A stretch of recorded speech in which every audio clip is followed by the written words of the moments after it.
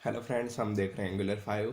और एंगुलर 5 में आज हम देखेंगे कि एनवायरनमेंट वाइज अगर हमें बिल्ड बनानी हो तो कैसे बनाते हैं, और उसको हम S3 बकेट में अपलोड करके चेक करेंगे कि जब भी हम डेवलपमेंट की बिल्ड क्रिएट कर रहे हैं तो हमारी API जो है वो डेवलपमेंट की कॉल होनी चाहिए, और अगर हम प्रोडक्शन के लिए बिल्ड क्रिएट कर रहे हैं तो हमारी API कॉल होनी चाहिए प्रोडक्शन की। तो जब भी हम एंगुलर में न्यू एप्लीकेशन क्रिएट करते हैं ng न्यू और ऐप नेम कमांड रन करके, तो उसमें बाय डिफ़ॉल्ट एनवायरमेंट्स का फोल्डर रहता है और उसमें environment.ts और environment.prod.ts रहती है।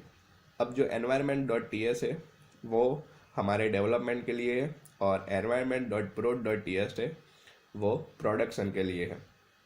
और इस फाइल को डिफाइन किया होता है angular-cli.json में। यहाँ पर डेव और प्रोड और एनवायरमेंट्स का ऑब्जेक्ट लिया हुआ है जिसमें डेव और प्रोड का पाथ दिया हुआ है environment.ts और environment.prod.ts जो प्रोड के लिए है और environment.ts डेव के लिए। अब जैसे ही हम यहाँ पर कमांड लगाएंगे ng build env -env is equal to dev, तो वो क्या करेगा, डेवलपमेंट की बिल्ड क्रिएट करेगा, क्योंकि यहाँ पर हमने लिखा हुआ है dev ng build -env equal to dev. अब मैं एंटर करूँगा तो यहाँ पर बिल्ड क्रिएट करेगा डेवलपमेंट के लिए। तब तक हम यहाँ पर S3 बकेट क्रिएट कर देते हैं angular-dev-test जो कि डेवलपमेंट के लिए रहेगा। ये हमने बकेट क्रिएट कर दिया है। अब हमें यहाँ पर प्रॉपर्टीज़ में जाना है। प्रॉपर्टीज़ में जाने के बाद यहाँ पर स्टैटिक वेबसाइट होस्टिंग में जाना है। उसमें use this bucket to a host website, उस पर चेक करना है index.html जो बाय डिफ़ॉल्ट डॉक्यूमेंट रहता है। फर्स्ट फाइल index.html रन करेगा। सेव करता हूँ मैं। उसके बाद हमें परमिशन सेट करनी है। यहाँ पर एडिट में जाना है। एडिट में जाने के बाद हमें बकेट को पब्लिक करना है, इसलिए सारे चेकबॉक्स को अनचेक करना है और सेव करना है। यहाँ पर कंफर्म टाइप करना है जिससे कि हमारा public access setting updated successfully हो गया। अब बकेट पॉलिसी में जाके हमें बकेट पॉलिसी रखनी है जो मैंने प्रीवियस वीडियो में बताया हुआ है, जहाँ पे मैंने S3 बकेट में एंगुलर की वेबसाइट कैसे अपलोड करते हैं वो दिखाया था। इसमें आपको बकेट पॉलिसी भी दिखाया हुआ है।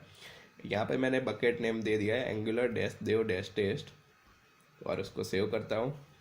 हमारा this bucket has public access हो गया है। उसके बाद हमें बिल्ड अपलोड करनी है। हमारी बिल्ड क्रिएट हो गई है।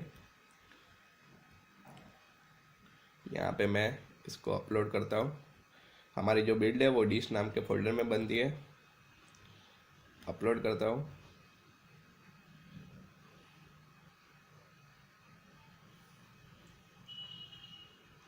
और इसको रन करता हूँ मैं।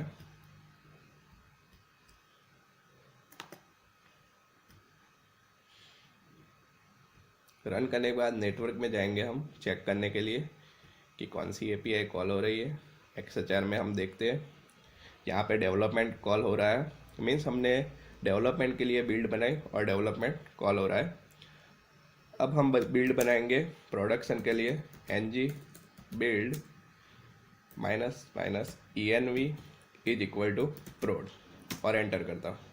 तो ये प्रोडक्शन के लिए बिल्ड बनाएगा और कौन सी फाइल को कॉल करेगा, environment.prod.ts, क्योंकि यहाँ पर हमने angular-cli.json में देखा जैसे ही हम prod कीवर्ड लिखेंगे तो ये prod.ts को कॉल करेगा। यहाँ पर बिल्ड क्रिएट हो रही है। हम उसके लिए भी एक S3 बकेट बना लेंगे angular-prod-test और क्रिएट करता हूँ। क्रिएट करने के बाद हमें प्रॉपर्टीज़ में जाना है। सबसे पहले स्टैटिक वेबसाइट होस्टिंग को इनेबल करना है। Use this bucket to host website, उस पर चेक करना है। index.html को हमें डिफ़ॉल्ट रखना है। उसके बाद सेव करना है। परमिशन में जाना है। एडिट पे क्लिक करना है, जो चेक बॉक्स है उनको अनचेक करना है जिससे कि पब्लिक एक्सेस हो जाए हमारा बकेट। यहाँ पे कंफर्म टाइप करना है। उसके बाद बकेट पॉलिसी में जाना है। बकेट पॉलिसी में यहाँ पर हमें बकेट पॉलिसी रखनी है और यहाँ पर बकेट का नाम लिखना है angular-pro-test और सेव कर देना है। सेव करने के बाद यहाँ पर हमें बिल्ड अपलोड करनी है। हम चेक कर लेते हैं बिल्ड बनी कि नहीं। बिल्ड बन गई है। डिस्ट में जाना है, अपलोड करना है। अपलोड करने के बाद हम प्रॉपर्टीज़ में जाएंगे और चेक करेंगे कि प्रोडक्शन की यूआरएल कॉल हो रही कि नहीं। प्रॉपर्टीज़ में जाते हैं, यहाँ पर इंस्पेक्ट करते हैं, नेटवर्क में जाके चेक करते हैं। यहाँ पर प्रोडक्शन की यूआरएल कॉल हो रही है।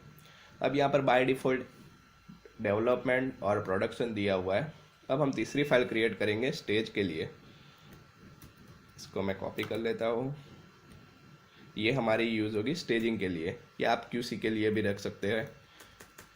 मैं यहाँ पर environment.stage.ts ऐसा रख रहा हूँ नाम, और यहाँ पर API URL में यहाँ पर स्टेज कर देता हूँ। प्रोडक्शन हमारा फॉल्स है, फॉल्स कर देता हूँ मैं। यहाँ पर स्टेज हो गया हमारा API URL। अब इसको हमें angular-cli.json में यहाँ पे रखना है। मैं यहाँ पर की रख रहा हूँ स्टेज, और यहाँ पर हमें stage.ts नाम रखा हुआ है। अब यहाँ पर बिल्ड क्रिएट करते हैं, ng build --env is equal to stage. Enter करता हूँ। एंटर करने के बाद बिल्ड क्रिएट होगी, तब तक हम बकेट बना देते हैं। angular-stage-test और क्रिएट करता हूँ।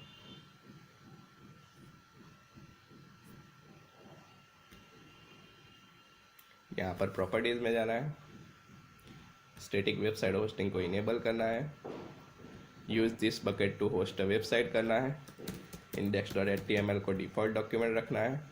उसके बाद सेव करना है। परमिशन में जाना है, एडिट करना है, चेक बॉक्स को अनचेक करना है और उसको सेव करना है। सेव करने के बाद यहाँ पर कंफर्म टाइप करना है जिससे कि हमारी जो बकेट की एक्सेस है वो सेव हो जाएगी। उसके बाद बकेट पॉलिसी में जाके यहाँ पर पॉलिसी ऐड करनी है और यहाँ पर angular-stage-test सेव करना है बकेट पॉलिसी को। यहाँ पर this bucket has public access आ गया है। अगर आपको एरर आ रही है तो आपको देखना है कि बकेट का नाम सही से लिखा हुआ है कि नहीं। उसके बाद हमें हमारी जो बिल्ड है वो यहाँ पर अपलोड करनी है। अपलोड करता हूँ। अपलोड करने के बाद हमें यूआरएल में चेक करना है कि स्टेज की API कॉल हो रही कि नहीं। इंस्पेक्ट करता हूँ। इंस्पेक्ट करने के बाद नेटवर्क में जाते हैं। यहाँ पर देखते हैं तो यहाँ पर स्टेज की API कॉल हो रही है। तो इस तरह से हम हमारी एनवायरनमेंट वाइज बिल्ड क्रिएट कर सकते हैं और उसको हम S3 बकेट में अपलोड कर सकते हैं। Thank you for watching this video.